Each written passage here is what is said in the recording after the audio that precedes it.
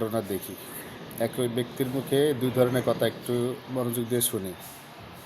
আমার পরিবারটা ছিন্ন বিচ্ছিন্ন হয়ে আমার এই বিক্ষিপ্ত পরিবারটাকে একত্রিত করে এটার হলো না।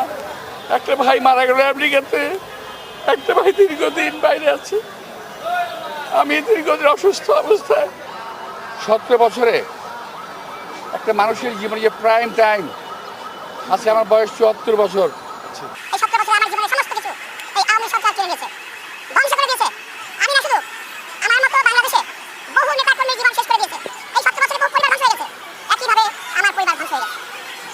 আমার বলি আল্লাহ, আমার যে বিক্ষিপ্ত পরিবার থেকে একত্রিত করে দাও।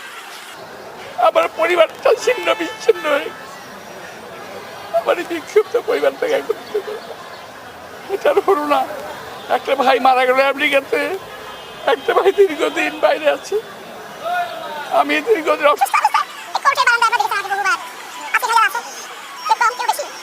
আমি বিশ্বাস করি আল্লাহর রহমত, আল্লাহর বিচার, এই বিচার থেকে কোনো মানুষ রেহাই পাবে না। আল্লাহর রহমত যেন আমাদের উপর বর্ষিত হয়েছে।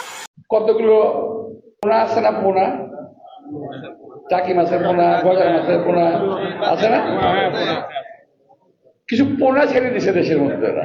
আবার বলে কি আমার এলাকা, বুঝছেন, আমার আসন।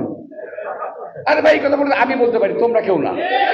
যে পোনারা আসছে এদের সম্বন্ধে আপনাকে জানেন না, ওদের ঠিকানা জানেন না। এই হচ্ছে মির্জা আব্বাস, যিনি কিনা নাসিরউদ্দিন পাটোয়ারিকে চেনেন না, জুলাই যোদ্ধাদেরকে তিনি চেনেন না। কয়দিন আগেও তিনি জেলের মধ্যে বন্দী ছিলেন। কত কষ্ট, কত দুঃখ তার ভারাক্রান্ত হৃদয় নিয়ে তিনি সেই বক্তব্যটা দিলেন জেল থেকে মুক্তি পাওয়ার পরে।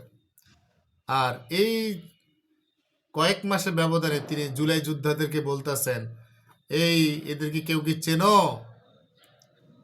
আর অন্ধ চাঁদাবাজ কর্মীরা বলতেছে না, চিনি না। তো আসলে মানুষ মানে অকৃতজ্ঞ, এটা আল্লাহ কোরআনেই বলছে যে মানুষ বড়ই অকৃতজ্ঞ।